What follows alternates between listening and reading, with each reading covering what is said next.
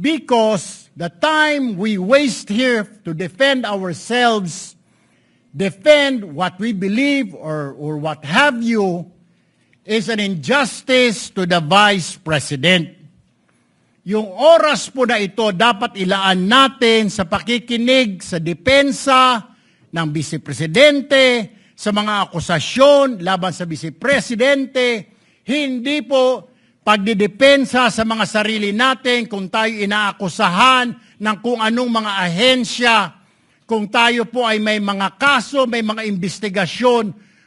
This is not the right forum, Mr. Presiding Officer, Mr. President, Senate President. This is not the right place. This court was established, was created, the impeachment court, for the Vice President and Vice President only. This should be her time. This should be her forum, not our forum here na ilabas natin ang saloobin natin, mga sagot natin sa mga akusasyon, mga kaso laban sa atin. I'm happy I finally heard Senator Judge Erwin Tulfo is concerned about the justice or injustice to Vice President Sara. That's good news. Regarding the waste of time here, sabi ni Senator Joker Arroyo, it is useless to argue a legal point with a non-lawyer. When Senator Marcoleta brought that up here, nagkaroon ng commotion. Senator Miriam stood up here many times and said, kaya ka nga nagpo 4 years na law school at nagbabar. So let me give my own interpretation. The impeachment court is formed with lawyers and non-lawyers. And we interact, and it's for everyone, and we're equal. But if there's an engineer here or a doctor, and they talk about medical principles, I have to either study and argue on medical principles. Hindi ko pwedeng sabihin, hindi, ganito lang yan, logic lang yan, etc. Diba? So, ang legal principle natin today is simple, integrity ng court. So, allow me to mention that to the people and help educate my colleague here. The integrity of the court and the justices or judges is always relevant. So if the Supreme Court or COMELEC, Court of Tax Appeals, Sandigan Bayan is being heard, and the judges are being threatened, you give them time. So we cannot take the impeachment out of context. May nangyayaring flood control scandal. May nangyayaring gulo sa Team Unity na hindi na united ngayon. We consider Senator Marcoleta and Senator Jinggoy political prisoners. Weaponized yung Blue Ribbon Committee at weaponized yung ano. So Mr. President, hindi tama na sabihin na I wasn't, after we brought up the problem with NBI, they doubled down, naggumawa pa ng task force. I mentioned 2 colleagues sa SALN, I didn't accuse them. Sabi ko lang, just like Vice President Sara, just because tumaas ang SALN, can we already ask for the BIR, for the AMLA and the bank accounts? So sabi ko, yan ang i-discuss namin sa Monday. Nag-react na, nag-accuse. I did not take up your accusations here today. Si Secretary Vince Dizon, 3 beses na nag-verify sa Taguig. Sinabi na 3 beses na walang ghost. Ngayon, i-verify ulit. I wasn't going to bring that up, but then i-question ninyo si Senator Padilla. It was all over the news na hindi niya inintindi or he snubbed the ombudsman. I was going to stand up before Senator Erwin stood up just to say, may registered mail. So nung una pa lang, 5 minutes si Senator Tulfo, so I'll take the 5 minutes also if you don't mind. The gentleman may proceed and Yes. kindly be mindful of the time. Yes, I will now. So I'm just saying, Senator Padilla just stood up to say, sumusunod siya sa batas, tapos. Kaya humaba to, dahil nga, hindi importante ata dito yung integrity ng judge. Lastly, kaya sinabi kong it's useless to argue a legal point. Ilang beses ko na narinig dito. It's our job to clear or prosecute the Vice President. Hindi po. It's our job to try and to decide.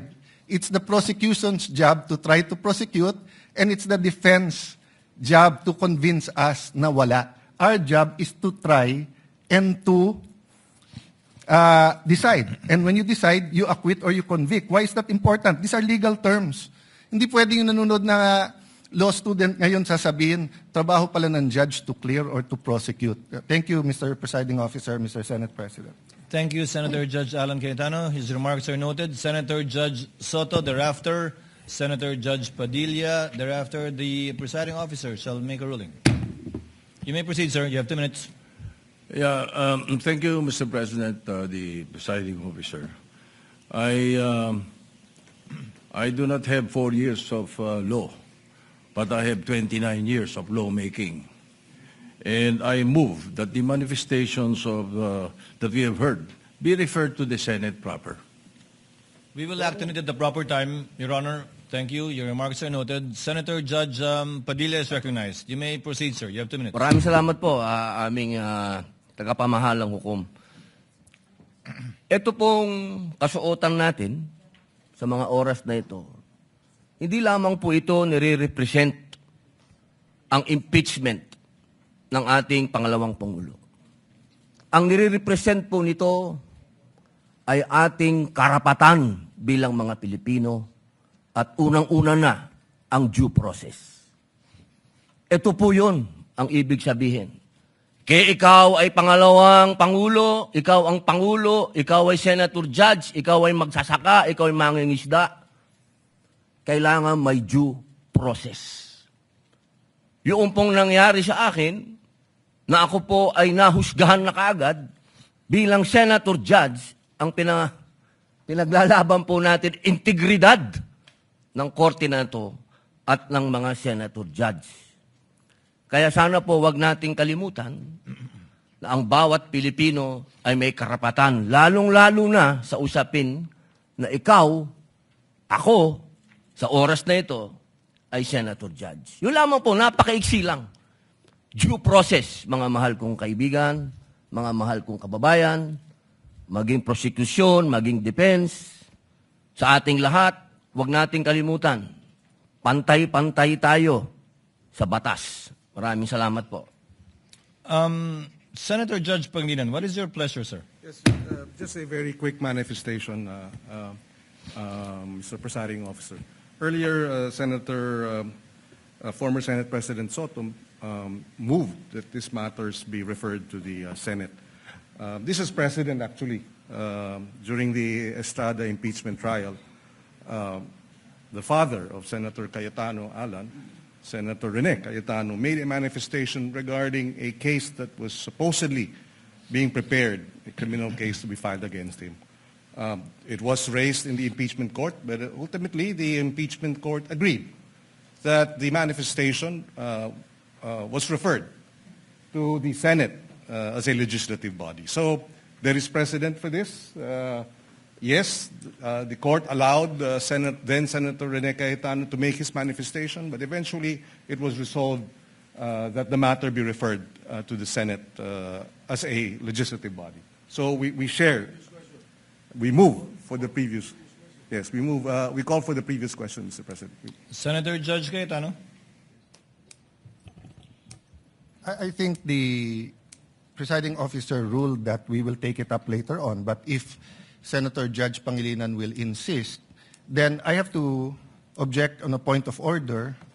Rule 6 says, the last part, the provisions of the rules of the Senate and the revised rules of court shall apply suppletory whenever applicable. And in the rules of the Senate, whenever the senator feels threatened or anything happens, whether pinatayan ng aircon, whether may nakatutok na barel or sinaran ng pinto, he can rise on a point of personal and collective privilege. We didn't do that para umikli. Now, if we're going to argue today, rather than ask them about due process, with a simple manifestation from Senator Padilla na hindi totoong binabastos o binabaliwala ang ombudsman, registered mail lang, kaya hindi pa nadagdag. So, hindi kami ang nagwe-waste ng time. We can have a caucus, we can talk about it. You wanna debate that now?